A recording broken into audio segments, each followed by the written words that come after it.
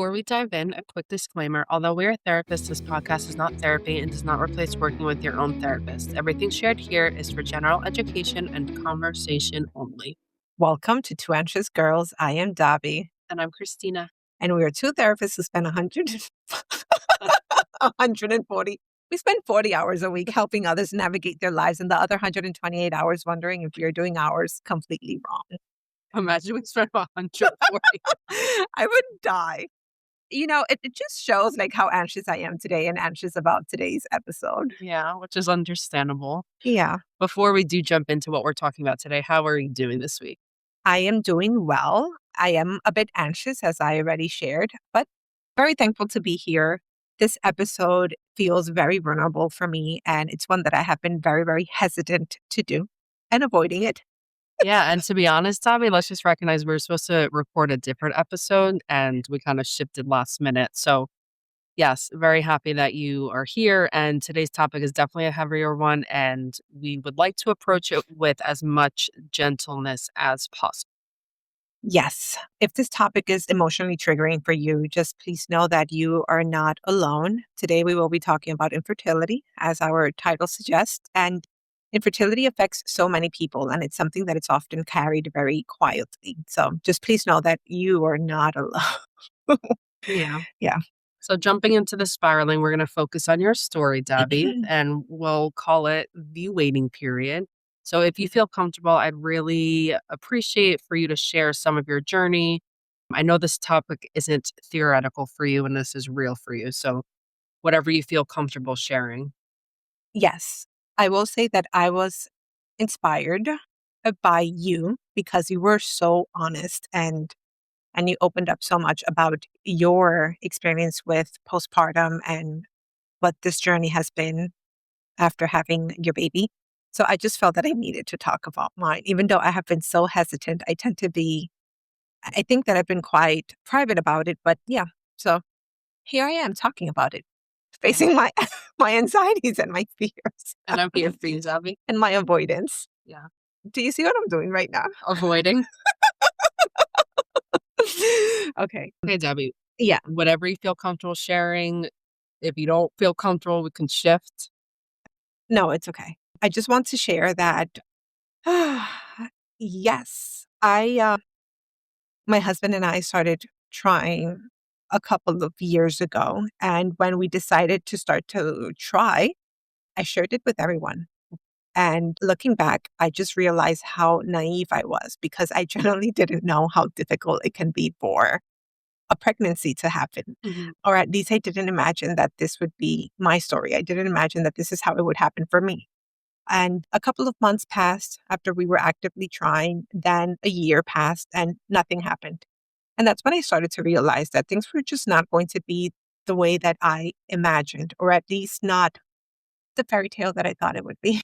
Not that it's a fairy tale, but I just didn't know this would be my story. Yeah. What did that shift feel like for you?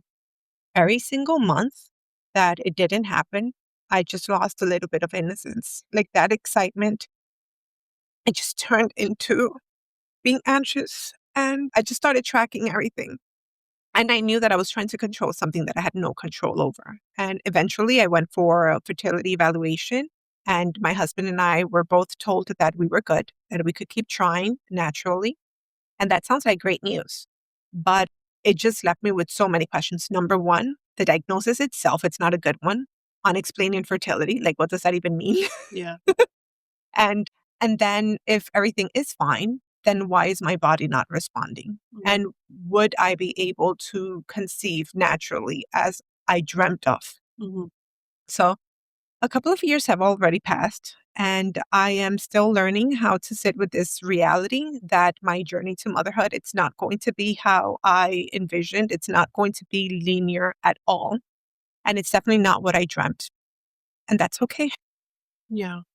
And that loss of control, I'm sure can feel especially brutal for someone who I know, for someone who thrives on planning. I imagine, I keep hearing you say you wanted to conceive naturally and kind of having to shift that, I imagine was not easy. Yes. And God knows I love a plan. Mhm. But this truly has been the most humbling experience of my life. Mhm.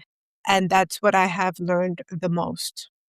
And right now, I am still hopeful. I really, really am. This journey has been a great lesson in patience, in surrendering, and again, in being humble, in humility. It has always been a dream of mine to become a parent, and I honestly believe that somehow, some way, it's all going to work out and it's going to happen. So I Yes. am very positive about it.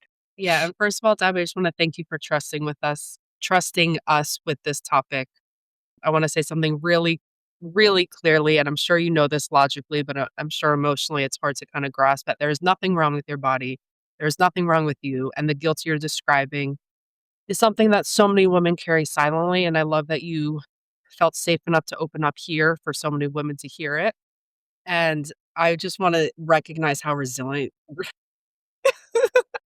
I know it's tough for both of us. how resilient you have been through this process, and you are truly an inspiration, and I hope that you can help so many women after your fairy tale does come true. I hope that this is, some type of blessing in the sense that you can help other women who might be struggling with the same stuff. Thank you. Thank you. Yeah. Well, right now, I'm in the thick of it. So there are many things that I still can't see. But Mhm. logically, I agree with you. And yeah, I'm proud of myself for actually opening up about Me it. too, Debbie. Yeah.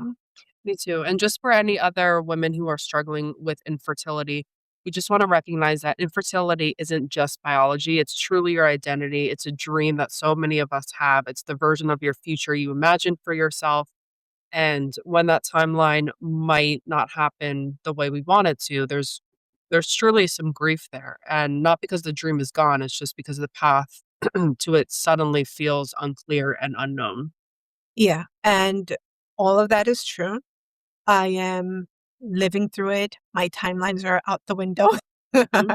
And the waiting just can be very hard because yeah, I am still hopeful. Mhm. And again, like I somehow, some way, it's all going to work out at the end. And I have faith in that and I know that it will. But Amen. yeah. Amen. Well, thank you so much, Sabi, for sharing your story. Let's dive into the therapy insights and coping with infertility and that uncertainty. So, one thing that we see clinically all the time with infertility is how isolating it can feel. And people assume that they're the only ones going through it, understandably so. Yeah. Yeah. I agree 100%. And it's because infertility, it's such a weird space emotionally. It's the weirdest of spaces, honestly, Mhm. because you're grieving something that has not happened. You're grieving a dream, something that you're hoping for, something that you wanted to become part of your identity, that want of becoming a parent. And you're also grieving the uncertainty because we're just here waiting. And you're also grieving the loss of the timeline that you imagined. And again, like mine is just out of the window. Like at this point, I have surrendered to all of it. I have really just surrendered to all of that. Mhm. And that's where we're at right now. Yeah, which I imagine took a while to get there. And grief doesn't only exist when something is over, like you said. It can exist when something is unclear. And one of the biggest themes that we actually see in therapy is the pressure people put on themselves to stay positive, that toxic positivity. Oh my God. Yes. It's very, that is very challenging. That's very challenging. I just spiraled last week, by the way. I don't want to go into the details, but Mhm. I think I shared with you how upsetting it was. Just, when people say things like, just relax, Mhm. relax your body, go on Mhm. vacation when you're ovulating. It'll happen when you stop trying. Everything happens for a reason. And I know that people are just trying to be helpful and supportive, but those comments can be incredibly dismissive. And in my opinion and in my experience, it just minimizes the emotional weight of what you are carrying, of what you are experiencing, which I know many people don't necessarily know or cannot relate, but it's how it makes me feel. Yeah. And I'm actually reflecting on my own experience talking to some other women struggling with infertility. And I do wonder if I might have said something wrong because I think some people might feel uncomfortable. You want to show support, you just don't know how. So I think a healthier approach, and I'm going to learn myself, is like we always say, allowing that two things can exist at the same time. Recognizing that you can feel helpful and also feel devastated. You can want to stay optimistic, but also feel angry or exhausted by the waiting. Absolutely. And we're all humans. We're all humans. And another thing that I have learned through this journey is how to manage my own triggers. Hmm. I remember when you shared your baby news. Like, I was genuinely so happy for you. We were both jumping and hugging. And then all of a sudden I just broke down. um and that's where it's true, like two things can be true at the same time, because I was generally and I am generally so happy for you and for your baby, and I was just sad at the same time. Like, I was just hurting. Hmm. Oh, yeah. Yeah. And that mixed emotion is obviously completely normal, and you can love and celebrate others, but you do such a good job. And Dabby, I know that not only me, but your sister also had a baby recently, and you show Mhm. up for him tremendously. And I know that must be hard, and you're still trying to protect your own emotional capacity, and that might mean setting boundaries and leaving events early, even skipping something baby related, a baby shower. I know you came to mind, which is a huge blessing. I was so happy that you were there, but I did have the thought, like, if she doesn't come, it's okay. I can understand that being a trigger. So just making sure that you're being honest with the people that you trust. Of course, of course. No, and I love to be there, and I love celebrating babies, and I love all the babies that I have around me. And also, I am godmother to so many. So, I'm very thankful for that, and I'm very thankful for them. I love them all.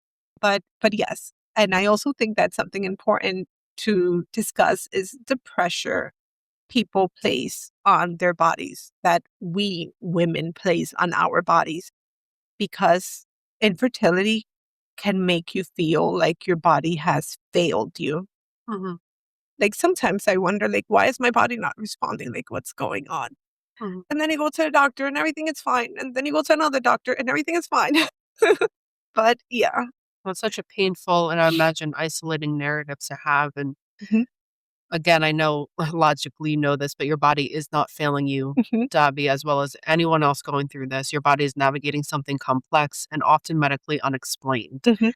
And that uncertainty is incredibly hard, especially for people who appreciate clarity, appreciate control, which, let's be honest, is most of us anxious people.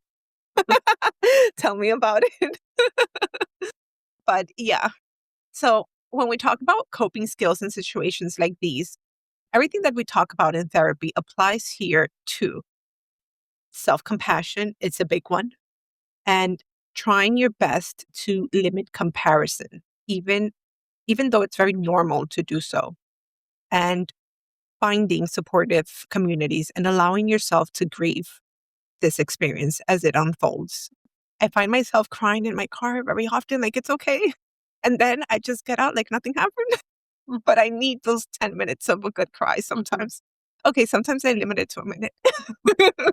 But it's just good to just let it out, and I know that it's my own weird grief. I mean, it's your way of coping and letting it out, because imagine if you didn't, if you kept all of that in and avoided those feelings, it probably come out in more negative ways that you would want it.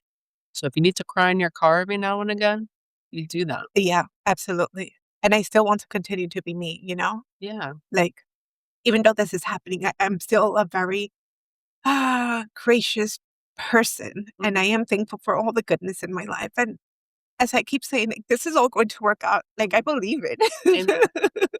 I'm going to have my family, even if it's not, you know, how I imagined it to be. Amen.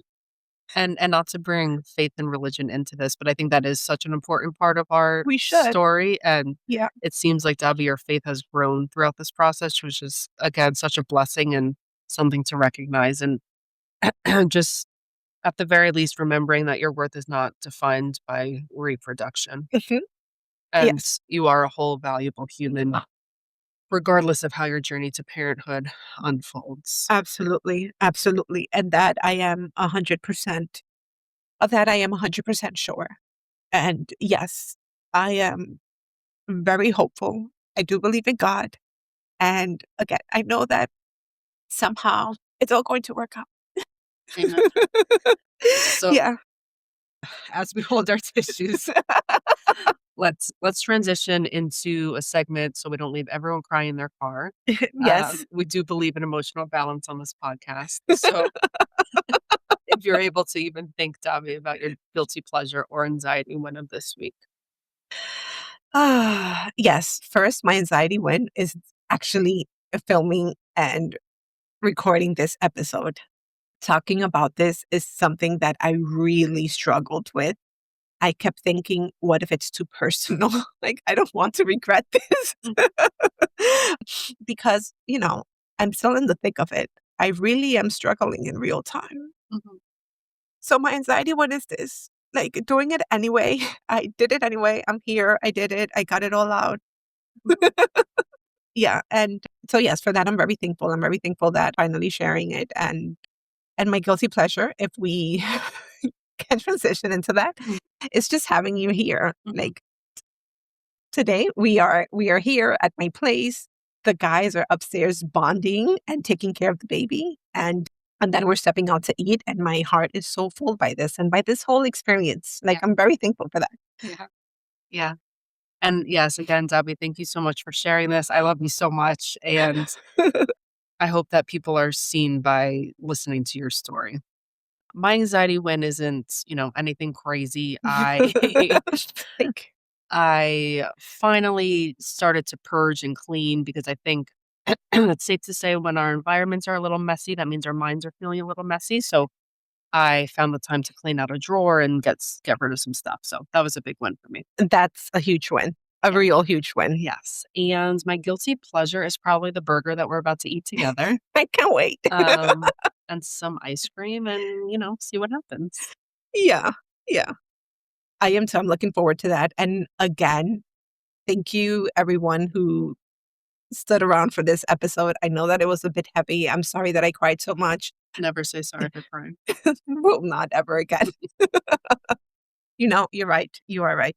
But again, I think that we should start wrapping this up. And we just want to share with everyone that you are not, if you are struggling with infertility, you're not alone in this experience. The number of women just being diagnosed with unexplained infertility, it continues to grow every day. We wish that that weren't to be reality, but it's our reality right now. And just please know that again, you're not alone in this experience. Your feelings, whatever they are valid. The hope, the grief, the fear, the frustration, the exhaustion that we all feel, all of it belongs, and it's okay. It's okay. Yeah, and your story is still unfolding. And even if the timeline doesn't look the way you imagined, your story is not over yet.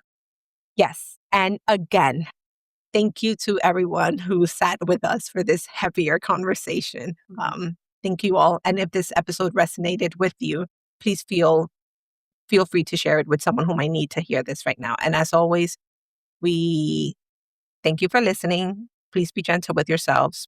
And See you next time. yeah, we'll see you next time. Thank you. Bye. Bye.